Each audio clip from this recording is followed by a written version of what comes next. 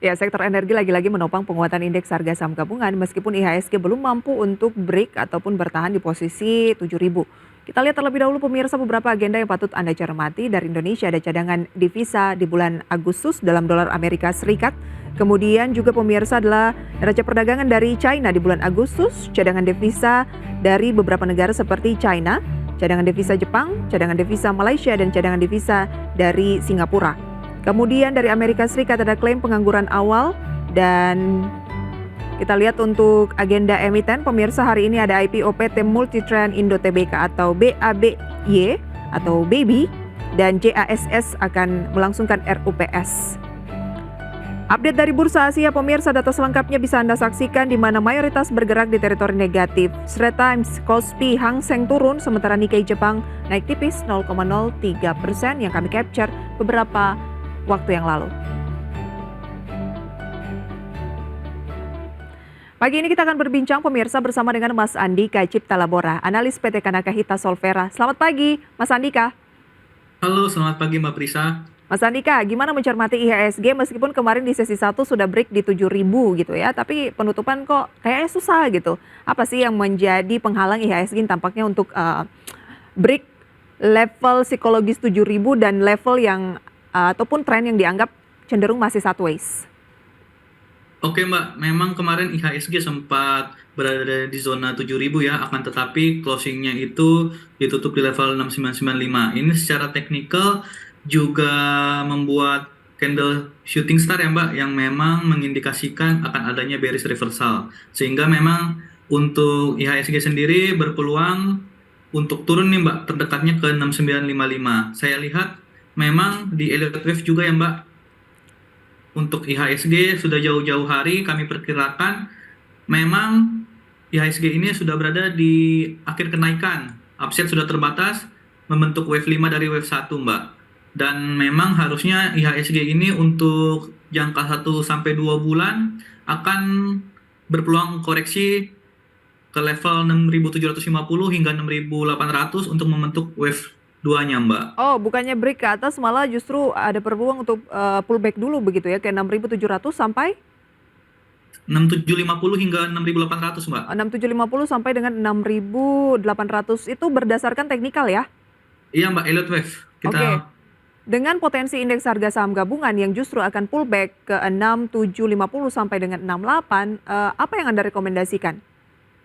Oke Mbak, kalau saya rekomendasikan bahwa para pelaku pasar bisa take profit dulu ya Mbak di saham-sahamnya, dan nanti bisa buy on weakness lagi ketika IHSG turun yang memang saat ini posisi nyangkut, akan tetapi dengan kenaikan IHSG pada beberapa waktu terakhir ini bisa juga itu ya Pak, mengurangi posisi seperti itu, dan memang pada saat ini akan lebih baik untuk menyediakan cash yang banyak Mbak. Oke, sebaiknya ini adalah kita banyak melakukan profit taking apalagi untuk saham-saham yang sudah naiknya cukup tinggi gitu ya. Bagaimana dengan saham-saham yang belum mengalami kenaikan atau justru tertekan? Nanti akan kita bahas lebih jauh saham-saham apa saja yang Anda rekomendasikan. Berikut juga pemirsa dengan live dari IPO emiten yang bergerak di bidang pakaian anak dan juga mainan anak. Usai jeda pariwara berikut pemirsa, tetaplah bersama kami. Adapun saham-saham yang menjadi top gainers dan top losers, saya lihat dulu untuk IHSG. Turun pemirsa, tadi sempat hijau, saat ini turun 0,04% di 6.993. Saham yang menjadi top gainers adalah saham TFAS yang menguat 12%, Nano naik 8%, BABY yang baru saja IPO naik 8%, dan beberapa saham lain seperti Apex, Laju, dan juga Cuan.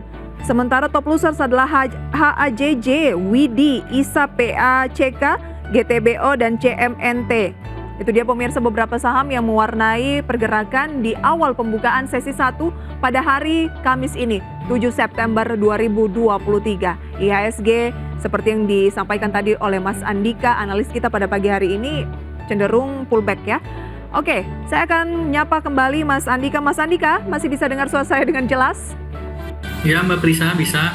Oke, Mas Andika, kita ke saham pilihan dulu ya. Tadi sudah disampaikan beberapa deretan saham-saham yang menjadi rekomendasi dari Anda. Data selengkapnya bisa Anda saksikan di layar pemirsa. Multitrend Indo Tbk dan Ada saham ADI yang direkomendasikan buy, kemudian OMED buy, ESA, maksud kami adalah ASA buy, dan Medco direkomendasikan sell on strength atau SOS.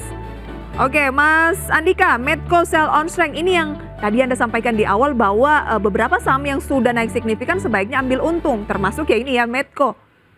Iya Mbak, betul. Karena memang kalau kita lihat itu Medco sudah di area resistennya ya. Dia ada candle-nya itu 24 Januari 2023 itu di 13.90.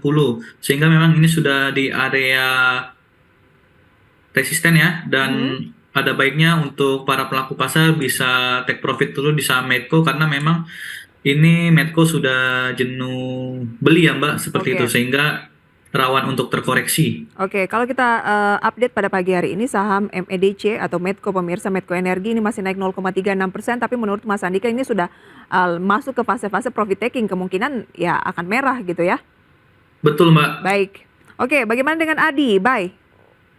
Nah, Adi juga menarik ya, sektor konstruksi pada perdagangan kemarin mengalami penguatan sehingga memang kalau kita lihat juga dia sudah break SMA 100 ya untuk Adi Karya. Nah, ini kalau Adi terdekat itu ke area resisten di 54. 454, sehingga memang untuk jangka pendek teman-teman yang mau fast trade bisa Masuk ke Adikarya ya.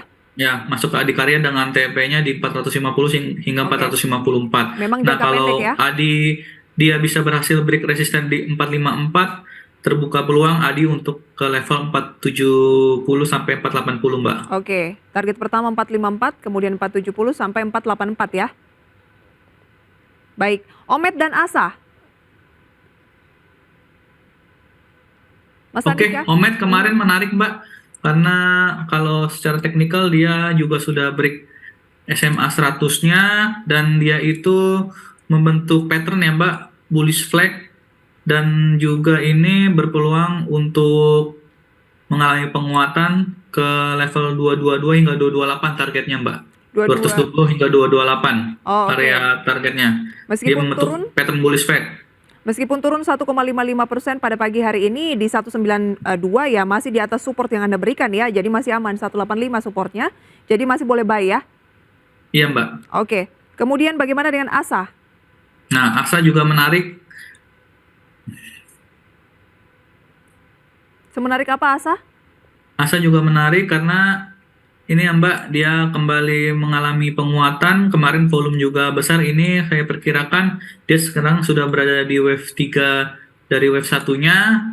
Ada peluang dia akan mengejar ke resisten Fibor 50% di 1175 terdekatnya Mbak. Untuk ASA. 1175 untuk Asa. Kalau break 1175, target berikutnya Maka di level berapa? dia akan berpeluang ke 1300 hingga 1350. Oke, 13 sampai 1350 direkomendasikan buy ya. Iya, Mbak. Oke, saat ini masih di 1120, masih bisa buy. Oke, Adi buy, kemudian Omet buy, Asa buy, Medco dan juga mungkin kawan-kawannya bisa sell on strength dulu ya. Betul, Mbak. Oke, dan sesuai dengan proyeksi indeks harga saham gabungan kemungkinan masih akan turun dulu menurut Mas Andika tadi ya. Ada support kuat di 67 sampai 6750 ya. Dan range-nya kemungkinan 67. akan bergerak di Target 6750 penurunannya, sampai Mbak. 68. Baik, 6750 sampai 68 ya. Kemungkinan akan diuji coba untuk IHSG. Terlebih dahulu turun dulu ya. Iya, Mbak. Sebelum nanti akan ada peluang untuk membentuk ATH lagi. Baik. Terima kasih banyak Mas Andika untuk sharing informasinya pada pagi hari ini. Semoga bisa menjadi referensi untuk Anda pemirsa. Sukses selalu Mas Andika. Sampai berjumpa kembali. Oke, Mbak Prisa, terima kasih.